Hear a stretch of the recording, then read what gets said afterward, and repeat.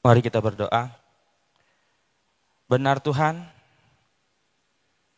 tiada yang mustahil bagimu, tiada yang tak mungkin bagimu Tuhan. Segala sesuatu mungkin bagimu.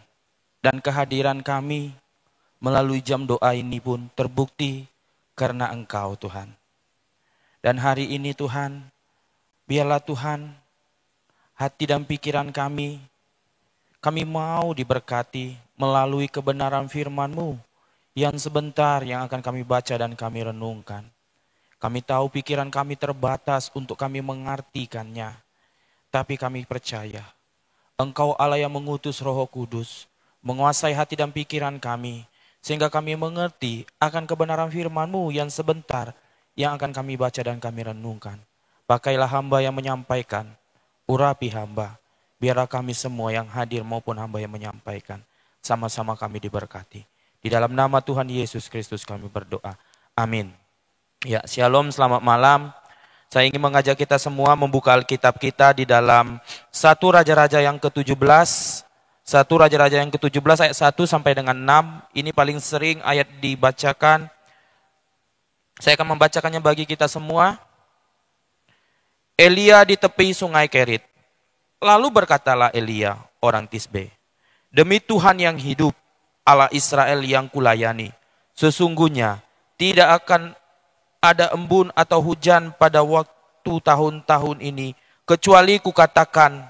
Kemudian datanglah firman Tuhan kepadanya, pergilah dari sini, berjalanlah ke timur, dan bersembunyilah di tepi sungai Kerit, di sebelah sungai timur Yordan.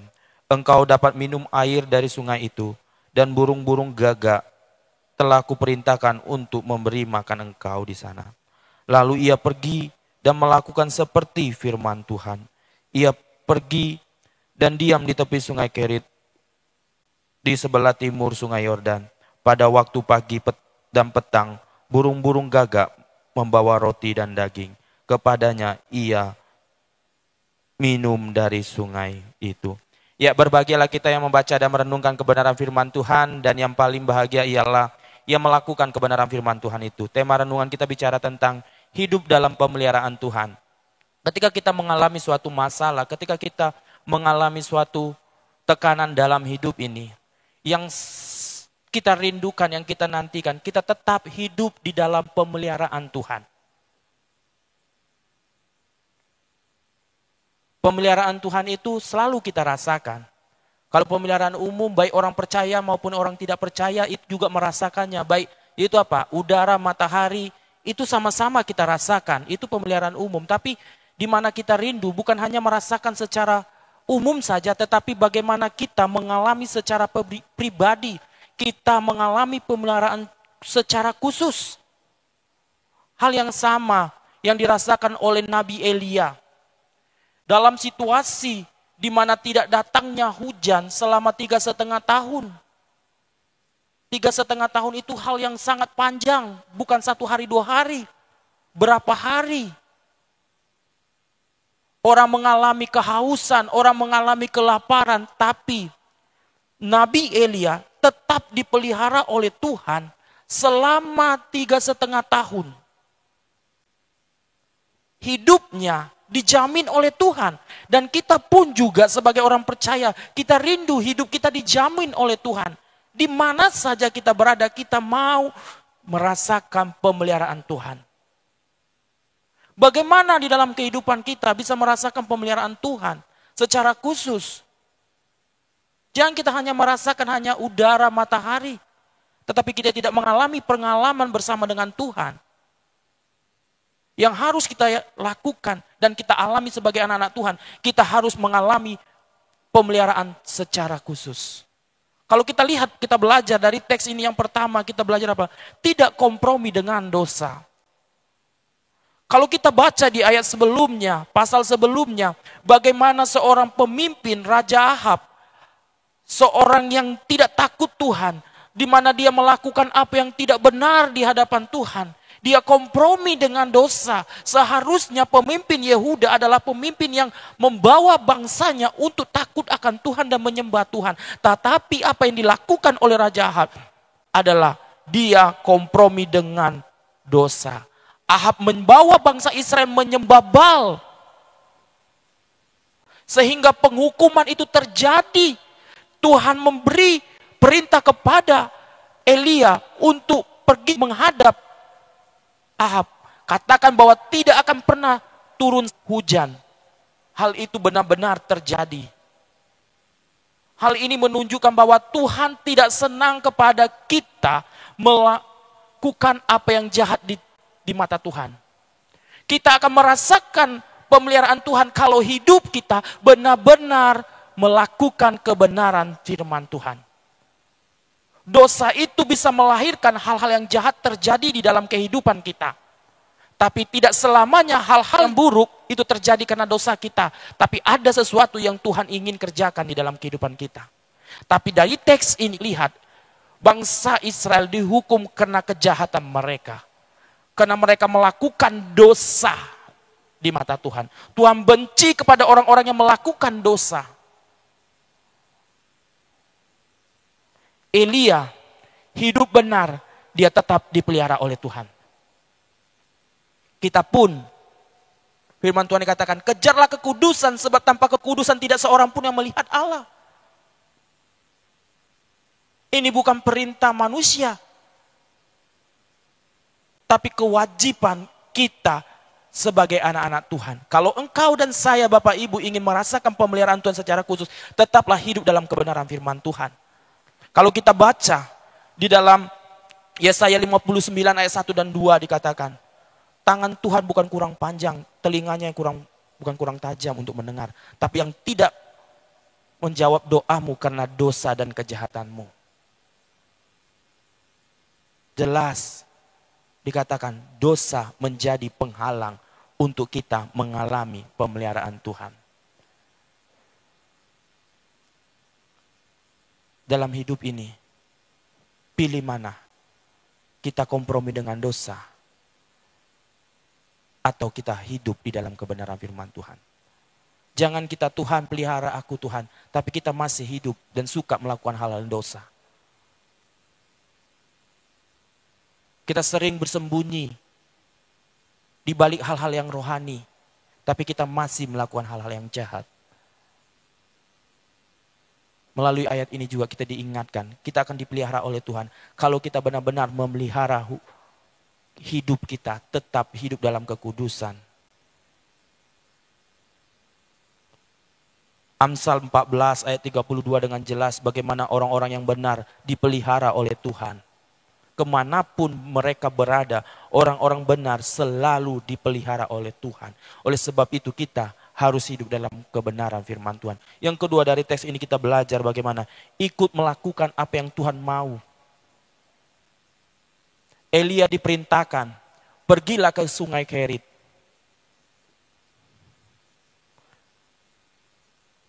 Dia melakukan seperti firman Tuhan. Dia tidak menyimpang ke kanan, dia tidak menyimpang ke kiri. Ia lakukan tepat apa yang dikatakan oleh Tuhan. Kalau kita ingin merasakan pemeliharaan Tuhan, lakukan apa yang menjadi keinginan Tuhan di dalam kehidupan kita. Memang kadang-kadang keinginan kehendak Tuhan itu berbeda dengan kemauan kita. Kadang-kadang Tuhan membawa kita keluar dari zona nyaman kita. Kalau kita lihat Elia berada di sungai Kerit, itu sendiri tidak ada teman, tidak ada sahabat, tidak ada teman ngobrolnya. Ia berada kesepian. Tapi itulah cara Tuhan membawa dia di mana di sungai Keritlah Tuhan memelihara. Elia melakukan perintah Tuhan. Kita pun dalam hidup ini harus tetap setia melakukan apa yang Tuhan inginkan. Jangan lakukan apa yang kita inginkan, tetapi lakukanlah apa yang Tuhan inginkan. Yakinlah, kalau kita melakukan kebenaran firman Tuhan, apa yang Tuhan mau, pasti itu mendatangkan hal-hal yang baik.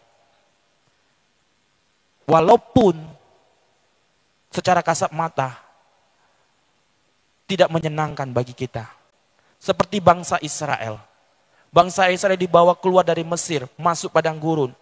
Tidak ada kehidupan di padang gurun. Tapi Tuhan perintahkan kepada Musa dan Musa taat. Apakah Tuhan biarkan mereka mati begitu saja? Tidak. Tapi Tuhan memelihara kehidupan bangsa Israel di padang gurun. Karena orang-orang yang taatlah yang akan selalu mengalami pemeliharaan Tuhan. Orang-orang taatlah yang akan selalu mengalami suatu mukjizat daripada Tuhan. Kalau kita tidak taat dalam hidup ini, jangan harap kita mau mendapatkan pemeliharaan Tuhan secara khusus. Yang selanjutnya kita belajar dari teks ini, di mana kita melihat bahwa cara Tuhan itu bekerja dengan cara yang ajaib. Tuhan melakukan segala sesuatu dengan cara yang unik.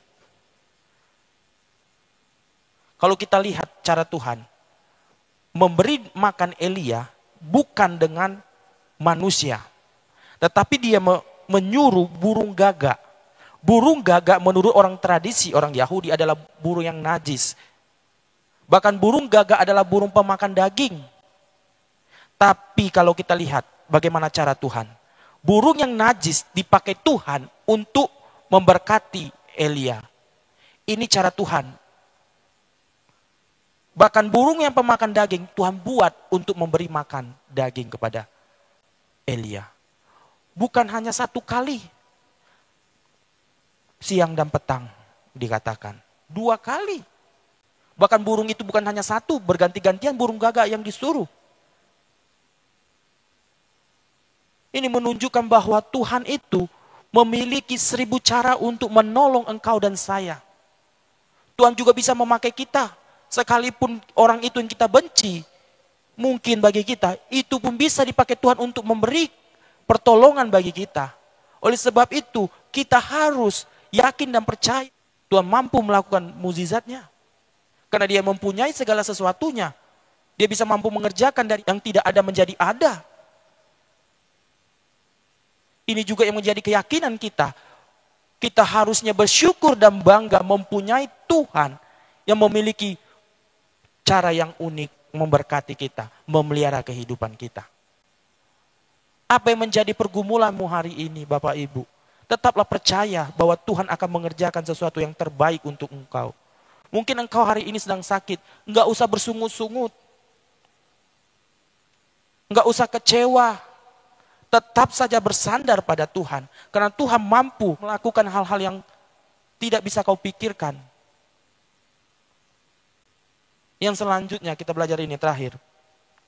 Bahwa Tuhan ingin kita selalu mengenal dia secara dekat. Dimana kalau kita katakan bahwa Elia berkatakan, demi Allah yang hidup, dia mengenal Allah yang dia sembah.